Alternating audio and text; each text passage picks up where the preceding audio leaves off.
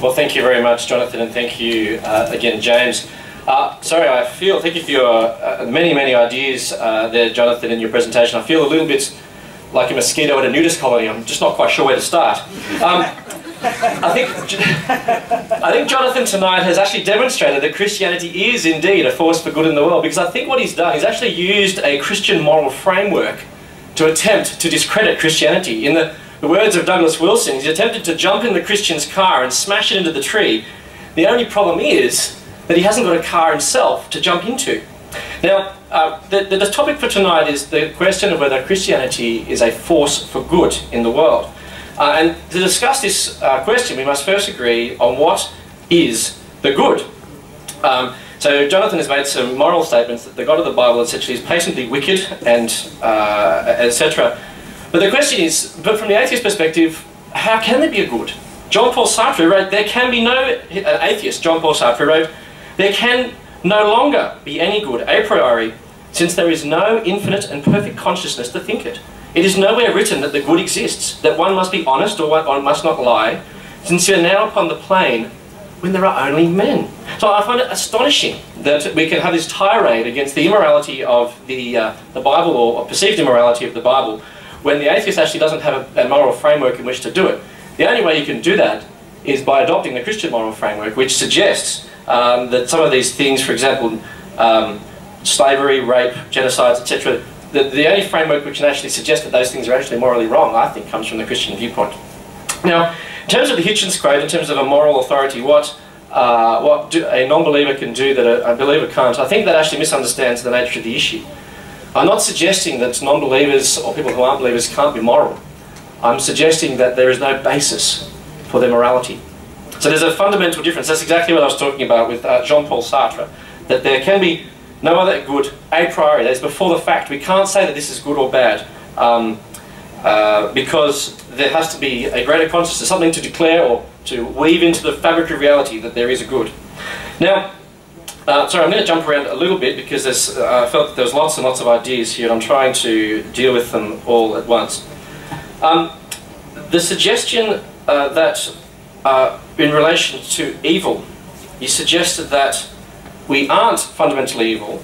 I would like to challenge that. In fact, I would be interested to hear what your response to Hitchens' comment. I quoted the great Christopher Hitchens when he said that man is inherently evil. And in fact, the whole movement, I'd suggest the movement is I'm not sure if you're aware, in the atheist community there's a schism at the moment. Even within the atheist community, there's an emergence of a group called Atheism Plus.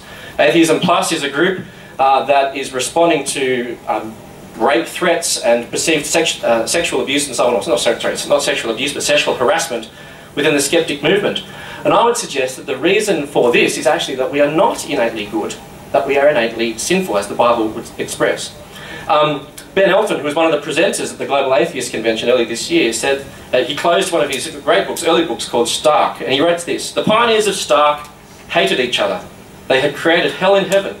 They had escaped pollution on earth, only to discover that they had carried with them another pollution, a pollution that they could not escape, the pollution in their own souls. This is, as I outlined in my opening presentation, this is the problem with humanity, a human corruption. I think to suggest that we are innately good brings its own problems. I'm going to ask you, do you believe that we are innately evil, as Hitchens suggests, or are you actually suggesting that Christopher Hitchens was wrong?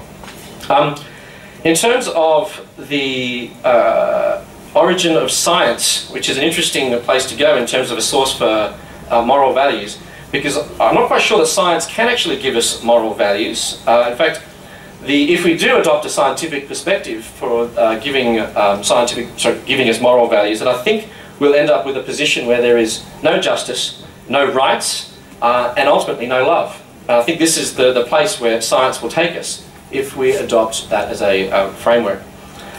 The origin of science was actually, this is what I didn't have time to present earlier, but it's actually, the science as we know it is actually a profoundly Christian invention. The classical philosophers like Aristotle and so on had no model for science. Their understanding of the world was that it was eternal, that it was fixed, that there was no change. But this is fundamentally different to the Christian worldview, which actually assumes that the world was created, that it changes, and that we can observe it. And so it was actually from fundamentally Christian roots that we have things such as universities and and it was from the scientific understanding, that was, people saw that science was actually a Christian invention. It also raises the interesting question of why science arose in Europe and nowhere else.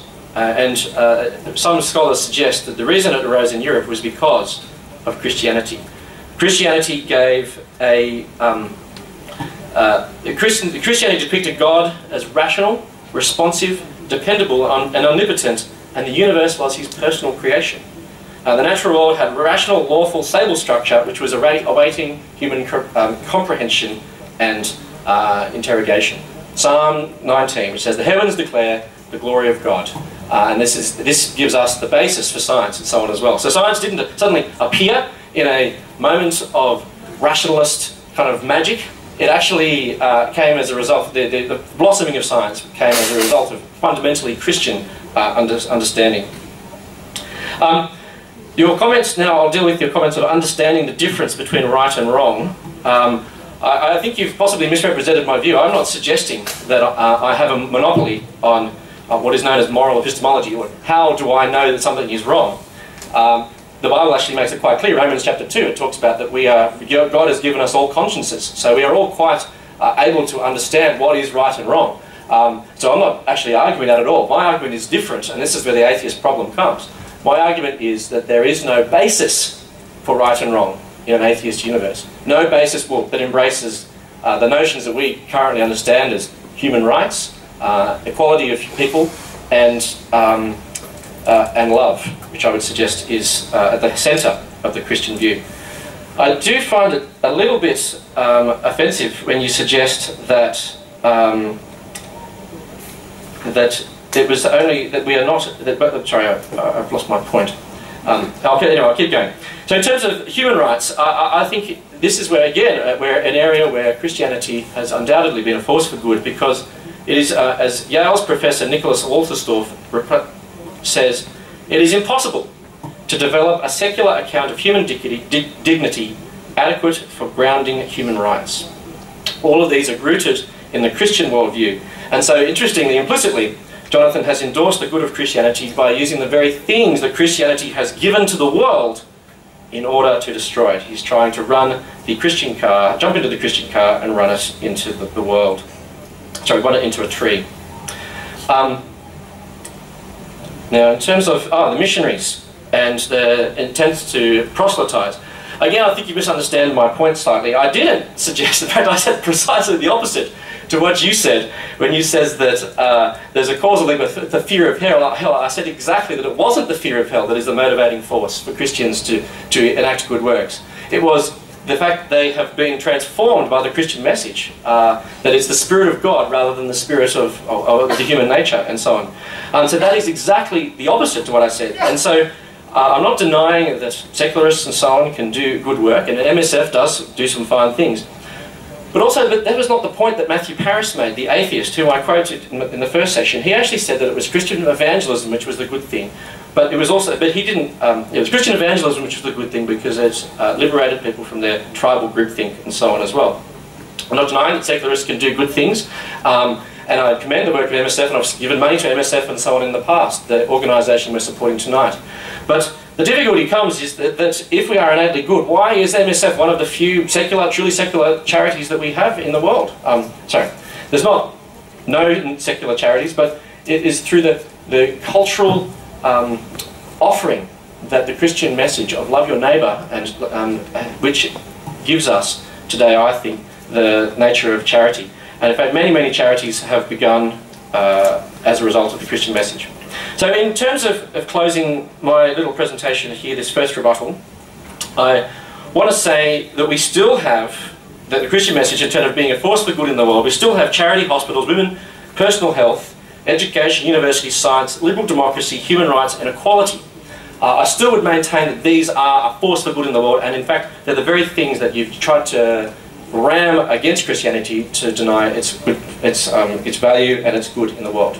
So I look very forward to hearing your next response in this exchange. Thank you.